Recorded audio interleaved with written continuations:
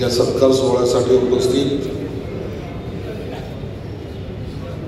आदरणीय आमदार संजय गायकवाड, जिल्हा प्रमुख ओमसिंग राजपूत, महापौर प्रकाश जैन, आशिष शिरसाट, शिवसेना मराठवाडा सचिव अशोक पटवर्धन, अंगोरे, झेडपीसी गायकवाड, अमोल साळवे, ताई सिद्धार्थ भंडारे, जिजाताई राठोड, वैशाली ताई ठाकरे, संतोष गोडे, रमेश भाऊले, उपजिल्हाधिकारी सिद्धार्थ भंडारे,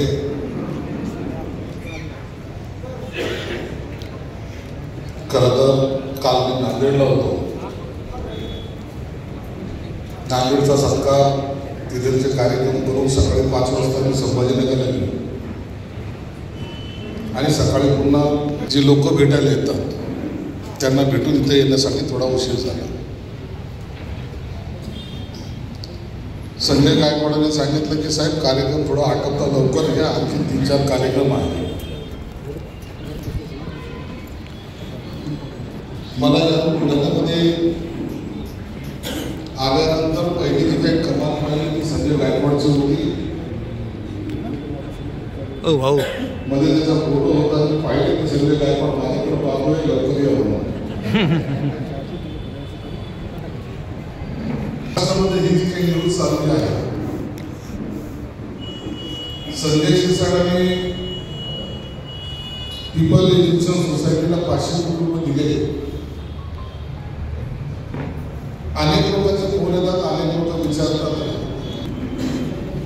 की तुम्हाला जमलं कसं. मला सुद्धा प्रश्न पडतो की माझ्याकडे काम झालं कसं. 1995 मध्ये काही 2 का 3 कोटी रुपये त्या मिलियन कॉलेजला मिळाले होते आणि त्याचा इतका आम्ही सर्व जल्लोष केला होता. इतका अभिमान आम्हाला वाटत होता की खऱ्या अर्थानं कुणीतरी दाता आमच्या मिलियन कॉलेजला देतो, या शाळेला म्हणजे कॉलेजला किंवा या संस्थेला देतो.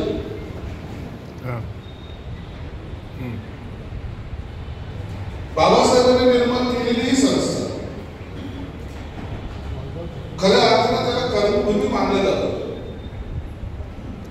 हा बुलढाणाच नाही, जालना नाही, हिंगोली, परभणी नाही, विदर्भातून प्रत्यक्ष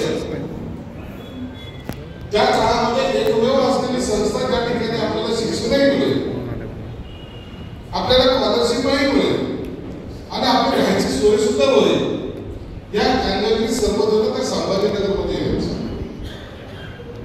मी अनेक जण असे पाहिले जे त्या ठिकाणी शिकले आणि मोठे झालेले आहेत. मंत्रालयामध्ये मी जेव्हा वावरतो तर अनेक मोठे अधिकारी मला त्या ठिकाणी सांगतात की साहेब आम्ही मिलियन कॉलेजचे विद्यार्थी आहोत. त्या टायमाला खऱ्या अर्थानं मला अभिमान वाटतो. सांगतात तरी लोक ना, काही लोक मोठे झाल्यानंतर स्वतः जे काही भोगलं किंवा ज्या तिथून आपण मोठे झालो ते नाव विसरतात, त्याचा आम्हाला दुःख. अरे ती एक संस्था जी बाबासाहेबांनी आपल्या रक्ताने आपल्या घामाने त्या ठिकाणी निर्माण केली, त्या टायमाच्या असलेल्या अडचणी एक लक्षात घ्या.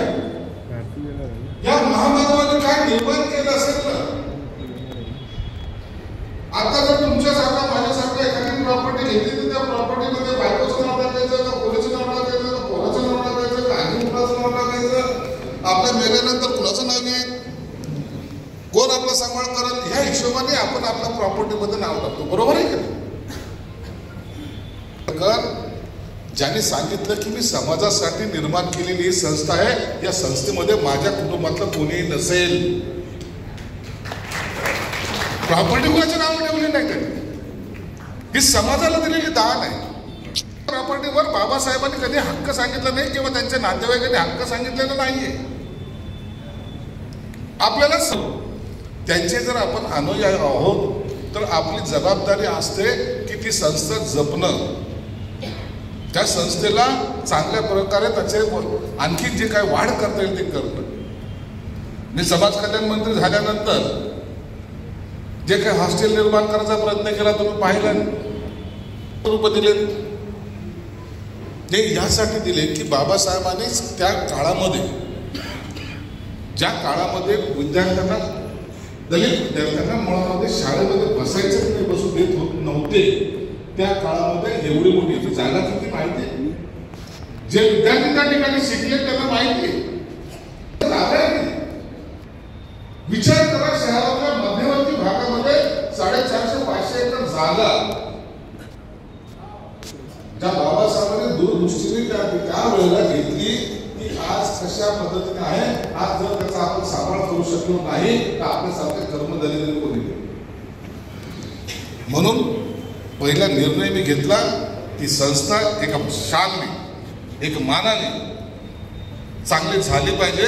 यासाठी सरकारकडे सुद्धा विनंती केली. मुख्यमंत्री असतील, दोन्ही उपमुख्यमंत्री असतील, त्यांनी सुद्धा याला पाठिंबा दिला. कॅबिनेटमध्ये आपण 500 कोटी रुपये मंजूर करून दिले.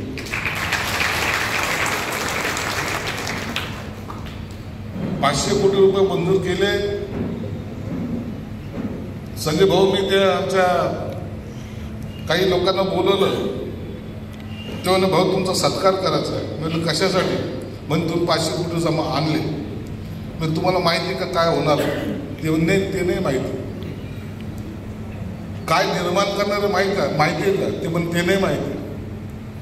मग हे 500 कोटी रुपये बँकेत ठेवायचेत का? म्हणजे भाऊ ते पण नाही माहिती. अरे जे आपण निर्माण करतोय त्या टायमाला त्या प्रत्येक गोष्टीची माहिती आपल्याकडे असली पाहिजे. तो प्लॅन काय आहे? काल नांदेडमध्ये एखादी माझा सत्कार करताना मला एक फ्रेम दिली. फ्रेम देताना ते तिथे एक संस्था चालवतात, ते समाजाकडून 1-1 रुपये घेऊन ते संस्था चालवतात. सरकारचा एकही पैसा घेत नाही. कदम नावाचे ग्रस्त आहे. त्यांनी मला एक फ्रेम दिली. त्या फ्रेम मध्ये काय असेल? ते म्हणे भाऊ म्हणे हे आमची कल्पकता आहे, आमचं हे स्वप्न आहे, हे तुम्हाला साकार करायचं आहे. त्या फ्रेम मध्ये असं होतं की नालंदा विश्वविद्यालयाचा फोटो होता आणि खाली मिलिंद महाविद्यालयाचं होतं. हे मिलिंद आपले जे काही कॉलेजेस आहेत याचं रूपांतर हे नालंदामध्ये झाले पाहिजे, युनिव्हर्सिटीमध्ये झाले पाहिजे, ही आमची.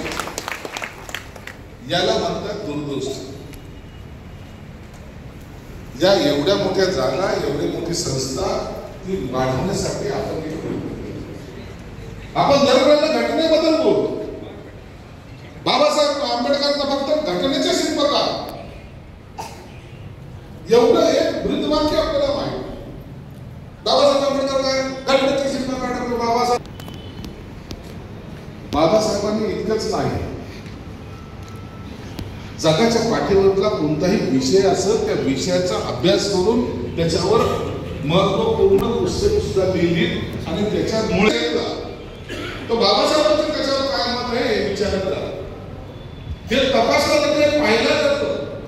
तो अर्थतज्ञ असो, तो सायन्स मधला असो, तो इतिहासामधला असो, बाबासाहेबांचं त्याच्यावरचं मत हे त्या काळात त्यांनी काय लिहिलेले ते आजही लोक जाणून घेतात. आणि त्याहीपेक्षा मोठं एक लक्षात, आम्ही इथे जे सुटमुटारामे लोक काही दिसत आहेत, चांगले दिसत आहेत, त्याचं मूळ कारण बाबासाहेब आहे. तुम्हाला गुलाम कालचे तुम्ही असलेले गुलाम माणूस बनवण्याचं काम त्या बाबासाहेब आंबेडकरांनी केलं. म्हणून हे सर्व केलं पाहिजे. ही तुमची आमची जबाबदारी आहे. समाजामध्ये एखादा माणूस वरच्या पदावर गेला किंवा मोठा झाला याचा अर्थ असा होते समाज सुधारला. मी हे मानायलाच तयार नाही. मी दरवेळेला सांगतो की समाज सुधारायचा असेल तर प्रत्येकाने ती जबाबदारी उचलली पाहिजे. माझ्याकडे खाता आलं, यापुढे सुद्धा मंत्री होते, भविष्यातही राहणार आहे, परंतु माझी ही जबाबदारी आहे. ती जबाबदारी मी पार पाडतो नाही याला म्हणतो. आज काही जरी असेल इतिहासामध्ये एक नाव होऊन जाईल. संजय शिरसाट नावाचा एक येडा पाठ होता म्हणतो. तसे आम्ही राजकारणात येतो, परंतु एक लक्षात घ्या, बाकी सगळ्या गोष्टी जरी असेल तरी देणेदार आहात ना, कधी विसरत का? महाराष्ट्रामध्ये संजय शिरसाटचं तुम्हाला माहिती आहे, रोज पेपरला कुठं ना कुठं असतोच, कुठंतरी टीव्ही मध्ये मी दिसतोच. देश म्हणजे आजारी आहे, त्याला मी शुभेच्छा दिलेल्या आहेत. बाबा लवकर बरा हो, तू नाही तर आम्हालाही होत नाही. अरे विचार करा, जे मंत्रालय कधीतरी मी दुरून पाहिजे, घुसायचा प्रश्नच नव्हता. ती विधानसभा जी मी कधीतरी दुरून पाहिजे, घुसायचा प्रश्नच नव्हता. आज सुदैव या बाबासाहेब आंबेडकरांच्या कृपेमुळं, त्या आरक्षणामुळं मी त्या विधान भवनातही जातो. त्या विधान भवनात मी गेलो ज्या ठिकाणी घुसता येत नाही, आणि त्यातल्या त्या खुर्चीवर बसतो, तालिका अध्यक्ष म्हणून त्या खुर्चीवर बसतो. माझ्या समोर सर्व मंत्री, मुख्यमंत्री, आमदार असे असतात, मी त्या चेअरवर बसतो. सर्वोच्च खुर्ची कोणती असते ती विधानसभा अध्यक्ष. त्या खुर्चीवर बसायचं नाव माझ्यासारखं. मंत्रालयात